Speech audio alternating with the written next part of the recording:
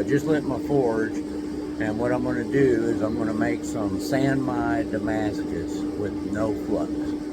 So let's go get the billet.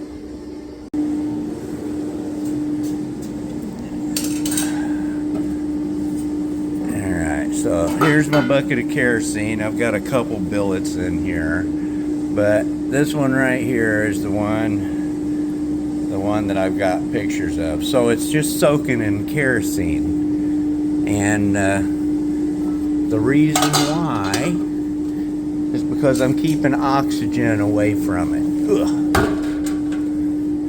Alright, hang on, I'll be right back. Okay, I'm back. Alright, so I showed the pictures where I cut the angle iron and some pieces of 1095, and I put together this billet. You can see it there. So there's two pieces of 1095 in the center and a piece of angle iron on the outside. Alright, now I got it coated in kerosene. I'm not going to put any flux on it. I'm going to put it in my forge, which I just lit. It's not really good and hot yet. And I'm going to turn the gas up so you see the dragon's breath. So my forge's name here is Toothless, from How to Train Your Dragon. So you want to see the dragon's breath. I'm going to enrich the gas so there's no oxygen inside. All the oxygen will be getting burned up, and there'll be flames coming out the front of the forge a little bit. So let me go ahead and put this in there.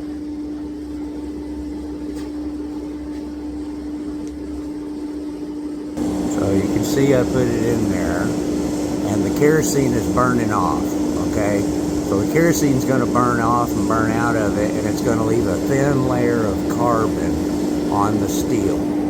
So if you look, we'll see if we can catch this on camera. There's no flames coming out of my forge. I'm going to turn my gas up a little bit here.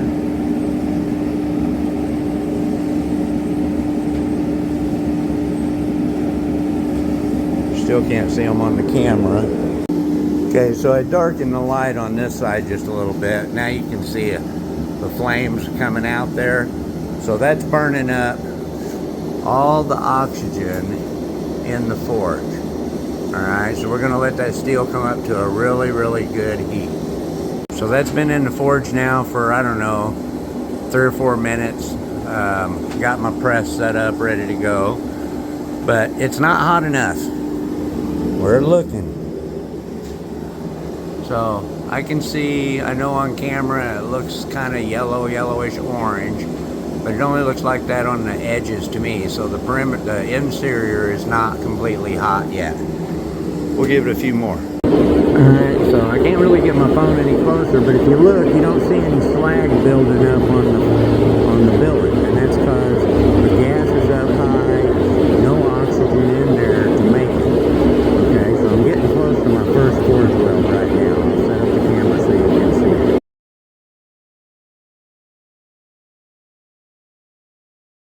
So after those 3 forge welds are done, that's all there is to it. I do 3. Really, it's the first one that's most important. So I'm not that brave. I'll do a second one, and I will do a third one, all at forge welding temperatures. Now the low carbon steel actually welds at a higher temperature than high carbon steel. So you have to really make sure you get that billet hot when you're doing low carbon on the outside sand my. But seriously, after 3 forge welds, you've got a billet of steel. It just takes some practice.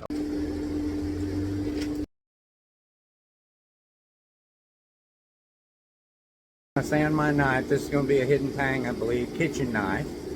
So I don't know how I want to get it too close to my phone. It's ripping hot, but you can see the seams there. So what I'm fixing to do is I went ahead and started forging this tang. So I'm just going to cut an angle right here a little bit to establish a point, kinda, and then I'm going to move some of this steel back and get it a little wider and turn it into a nice kitchen knife. Alright, so there's my billet. I cut the handle off, cut just a little bit of an angle off. It really doesn't matter, I'm forging it to shape. I went ahead and ground my edges so you can see, focus, there's no delaminations, if you can see anything anywhere on it.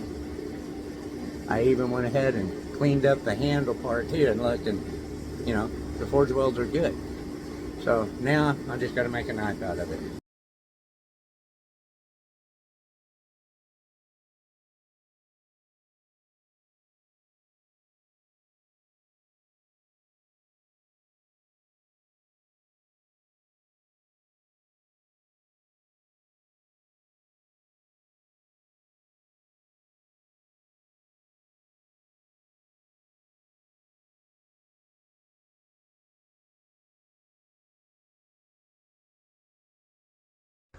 All right. So here it is. Thinking about making a little, very small, we'll call it a petty knife. Got a distal taper on it. I don't have it to a sharp point yet. I just burn it off right now anyway. But ready to clean up. And you can see it's forged pretty much to shape. All right, guys, got a couple of tips, tricks, whatever. If I can help anybody out, show them something they didn't know, I'd be happy to. So what I've got here is I've got the San Mai Damascus kitchen knife, and I have cleaned it up. Haven't really done a whole lot of grinding on it. I mean, I literally just cleaned it up. And I took some marker fluid and I put on the edge, okay? And a little funny tidbit of information for you is, see this can of marker fluid? A friend of mine is a machinist and he goes through tons of these. And all the time he has one that won't spray. I punch a hole in the side of it. I'll fill up my PVC glue can that I've cleaned out. It's got a nice brush in it. Makes it super easy to mark the edge. All right, so to mark that center edge, you want that line dead center.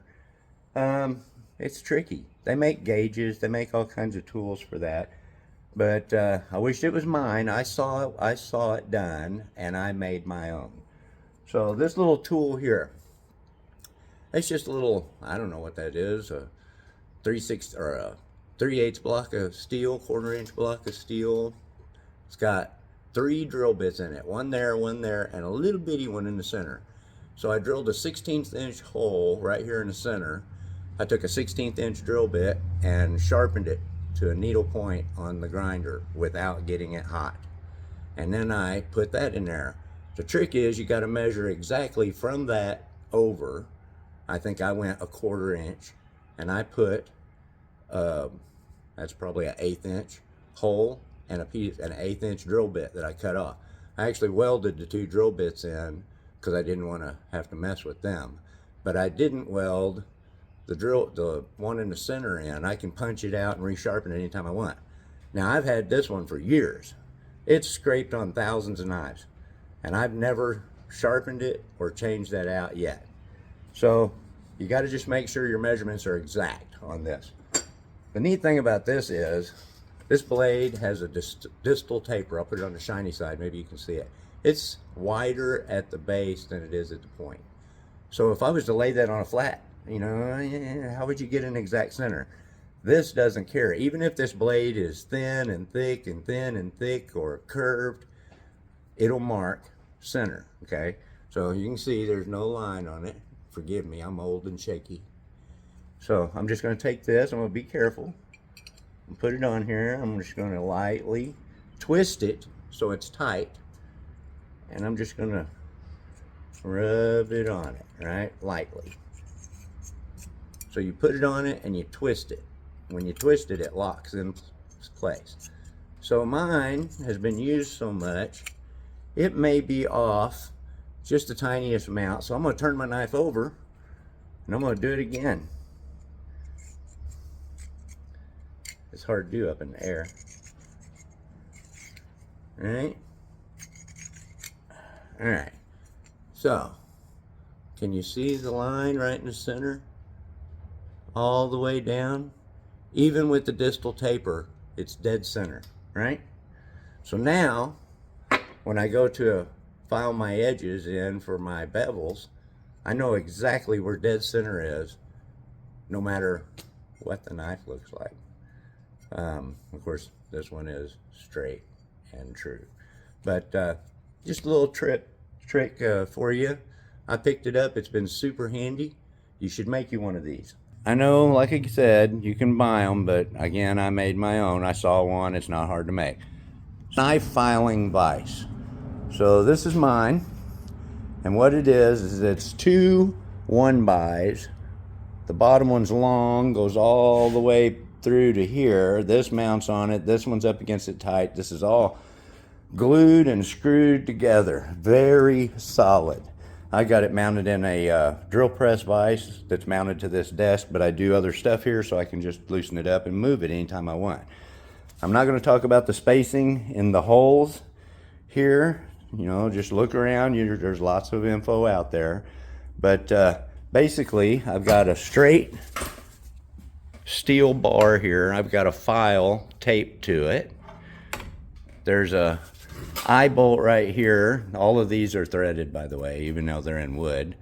But I can screw this in and lower this angle, or raise it up and raise the angle, move it forward, move it backwards. I can get this thing to probably within 1/100th of a degree or less, if you really want to talk about the degree angles on the blades. But what I'm going to do here is I'm going to establish my bevels for my cutting edge. I'm going to leave it thick still on the edge because it has not been heat treated. But for me, when I establish those bevels, I take it over to my 72 by 72 grinder, and I've got a flat spot to work off of. Okay, so I've got my knife mounted in here. Like I said, I'm going to start out steep. I'm going to file this down to just above my center line. I'm probably going to leave, man, I don't know, it's just an eyeball thing, but a little more than a 1/16 wide flat on it. It's not heat treated yet, so I can't get it. I'm not putting an edge. I'm just establishing the bevels for the edge. So I'll take and set my vise up, put a couple clamps on it.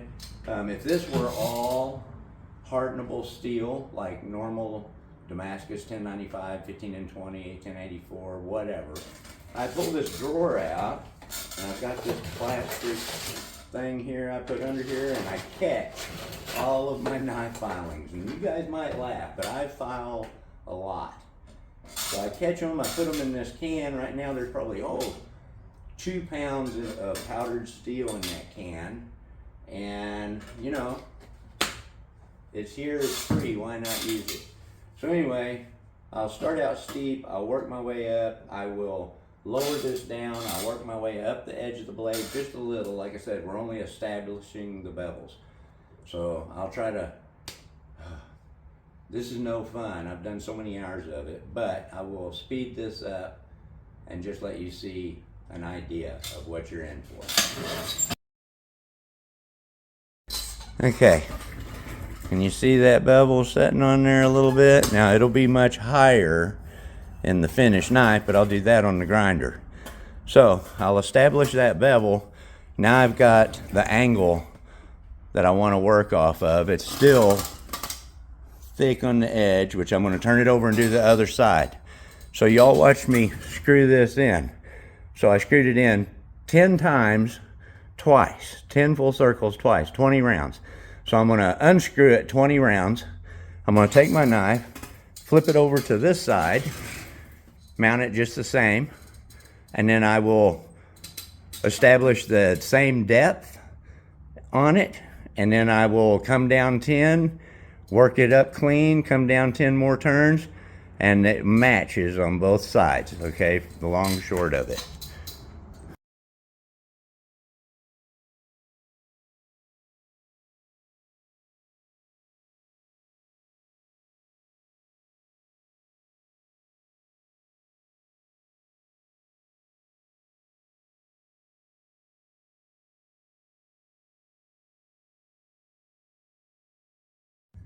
All right, well, I hope that the knife filing tool over there might help out somebody.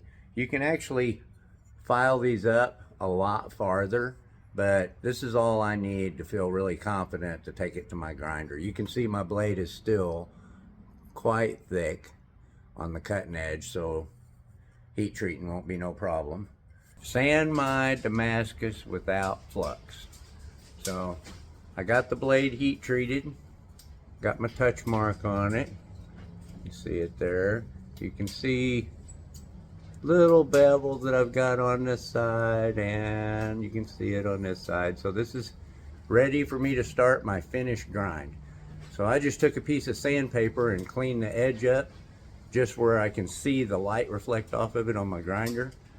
So I got a 36 grit belt on, not a new one because there's still a lot of forge scale on it and that'll really dull the belt. But so I'm gonna plate my bevel on there. I can feel that flat spot, okay? So that gives me a basic idea of where I'm gonna be. So when you're grinding, you need to get solid. You need to be able to grind and come back and repeat the exact same motion again, right? So grinding's different for everyone. You can do some practice runs like that, it's good. You don't want chatter, which means you put the knife up here on the belt and it bounces up and down. It does that on your grind. It's hard to deal with. Chatter's bad. You want to be solid. I lock my elbow into my side, my support arm, and I make my grind. You notice I'm actually pretty solid and I'm just moving my body more than my arms. Small knife, easy to do, same thing. Align that. Another tip, don't grind your tip off of the belt. Never bring your tip more than past the center of the belt. And the reason why is because every time you grind that, it's just going to grind the tip off. It's going to get shorter and shorter and shorter. We don't want that. We've made the knife to this. This is what we want.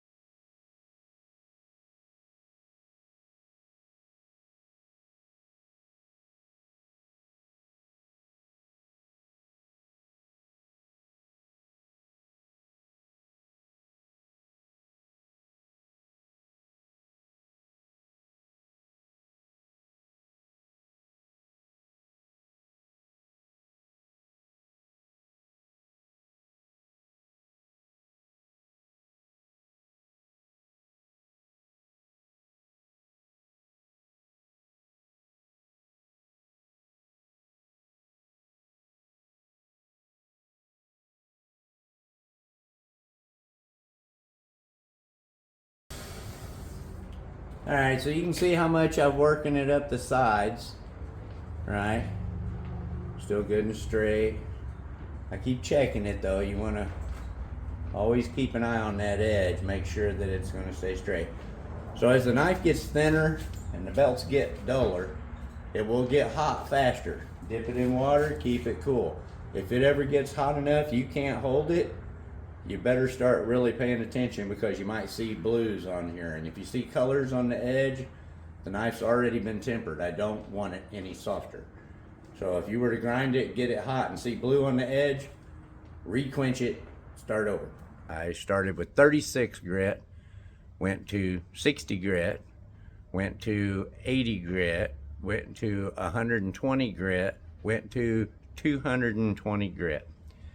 That's as far as I go on my grinder. The rest is going to be up to hand sanding. Here's the blade right now. See my touch mark? Good. Sanded to 220. And there is a couple of little 36 grit scratches right there still shining through. And I'm going to see that little angle right there. I'm going to change that a little bit. I'll do all that with the, I'll go back to 180 and then 220 on them. But next step is hand polishing, hand sanding. I'll probably take this up to 400 grit by hand before I do an etch. You can go much, much higher. Yes, I do a lot. But I will do a 400 grit probably. and then I will etch this blade so I can see what it looks like. So I've got the blade sanded up to 220. I've rounded the spine just because I think that's comfortable when it's finished. Now we're up to hand polishing. So what I'm going to do is I'm going to take a stick, file, metal, whatever, something nice and hard and flat, and I'm going to start sanding on this blade. I'm going to go through a few grits, and then we're going to do a test etch. So I'm going to do a 180 grit. I know I've already grounded on the belt grinder at 220, but hand sanding, it's just not going to cut like a belt grinder. So I'm going to start at 180.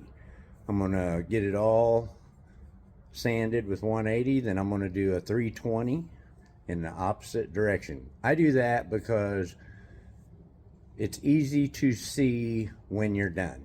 You can still see the lines going in the opposite direction of what you're sanding, and you're not done.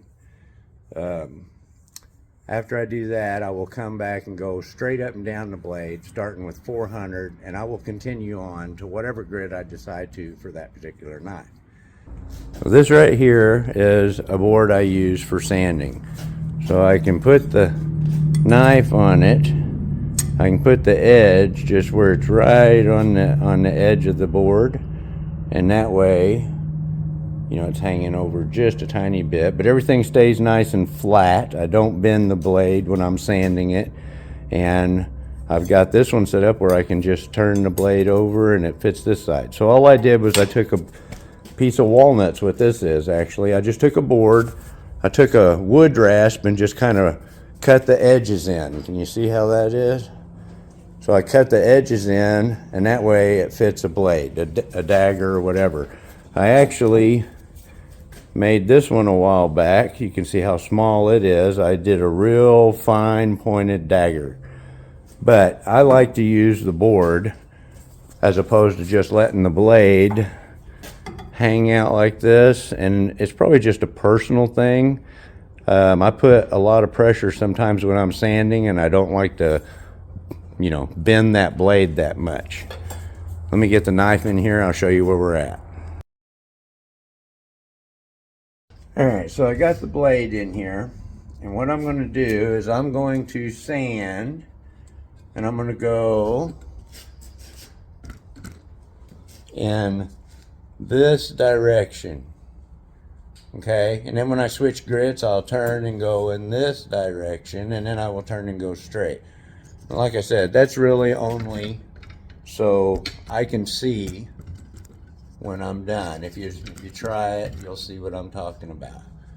So let me pull up a chair here, and I'm going to start in. I've got a light here over my head that I can move anywhere I want. I'm going to pull that up and adjust it where I kind of see the light reflecting off of this. I can see the whole blade, see all the little uneven sections and everything. So I'm going to sand using a stick, because a stick will flatten everything. I can keep it flat. If I was to just use my hand and sand on this, or something soft, it will follow what's there now and actually emphasize it. So if you've got a little divot or high spot in your blade or whatever, and you're sanding it with something soft, it will grow, it won't go away. A stick will make it go away. I like a wood stick. I've used a file. You can use anything hard that you want, but I like a wood stick. That way, if I wear a hole or slice a hole through my sandpaper, I don't file the blade. But here we go. Let's get started.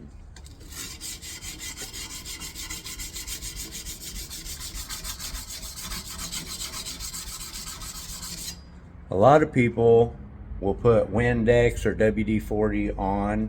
It's just a personal preference for you. For this sandpaper that I'm using, I can't really tell a difference cutting wet or dry, and I can't really tell a difference on its lifespan.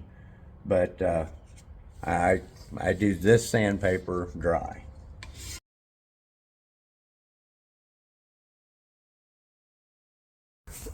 You can see here how it's starting to come together, and you can see that I'm going at a little bit of an angle this way. with this grit. So I will continue on until I see none of that. I know it's hard to see on the phone. You can see a little bit, oh there we go, a little bit. But right here you can see some of the grinder scratches in it.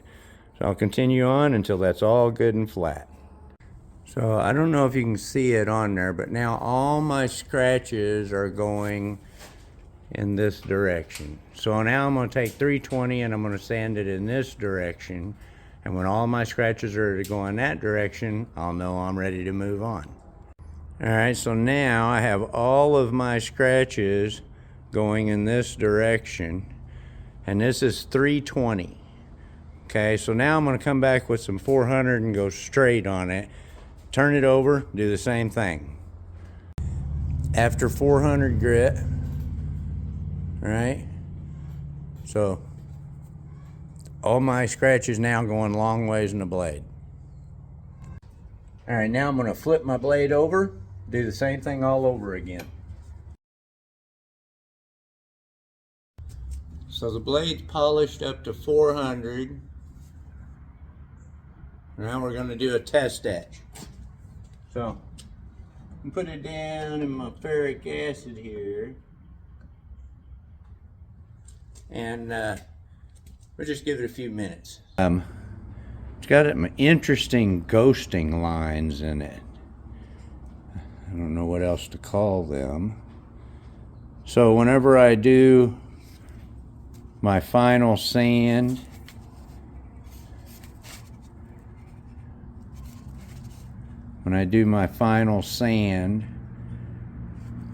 ignore that, that's just dust on the edge of the blade. I'll do a actual 10-minute probably etch on this, polish it out, and then I will put it in the coffee, and the coffee will actually leave this more gray and really blacken that edge is what I'm hoping. But no flux in my Damascus. Interesting. Well, y'all know I really don't follow any rules when I'm making knives. I do whatever my eye sees and I make what I want. So here's the Sand My Kitchen knife. It's wrapped up in tape to protect the blade right now. We'll look at it later. So this handle is a Japanese style handle, style-ish. It is actually a combination of an oval handle, it's rounded on bottom, and a shield on top with the taper.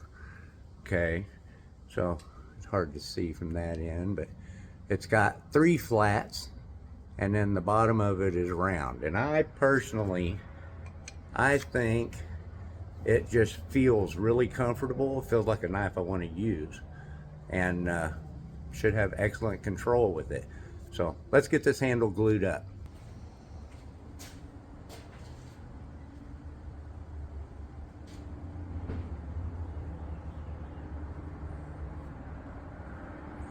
Just going to wrap it up to protect it.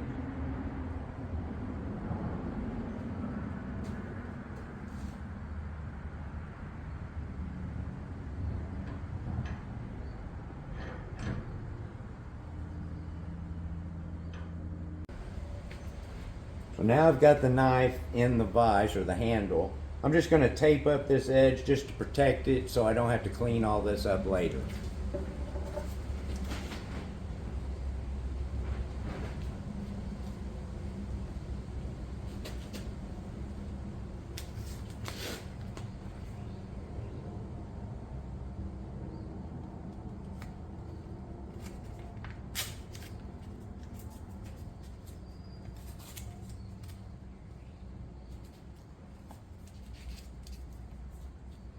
All right, got my handle taped up, got a little trough to run the excess glue out into a little catch can.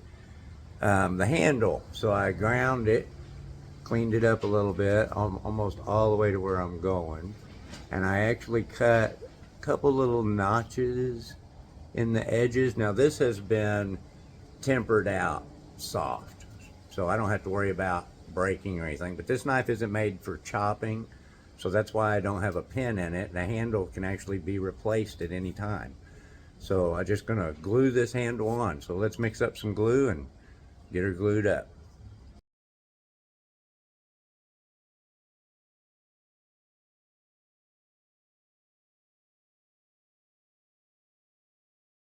It's full, that way I know I have 100% coverage. Let that squeeze out.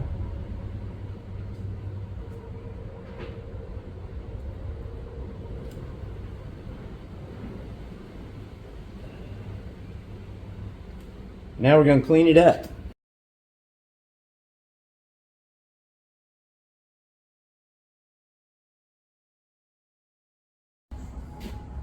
Now let's sit here about 5 or 10 minutes and clean it up a little bit.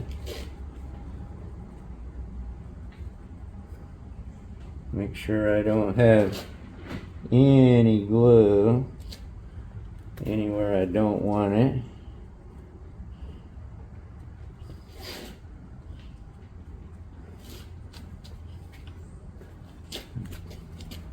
Pull our tape off here.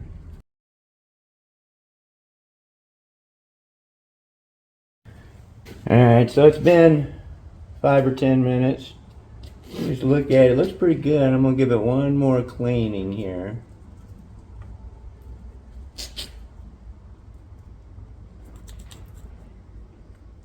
Just make sure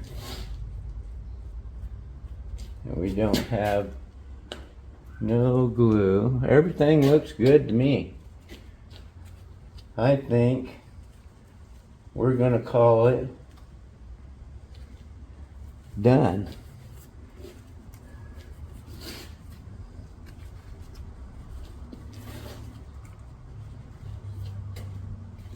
So I'll show you what it looks like when I pull it out. Well, here's the finished knife. San Mai Damascus with no flux.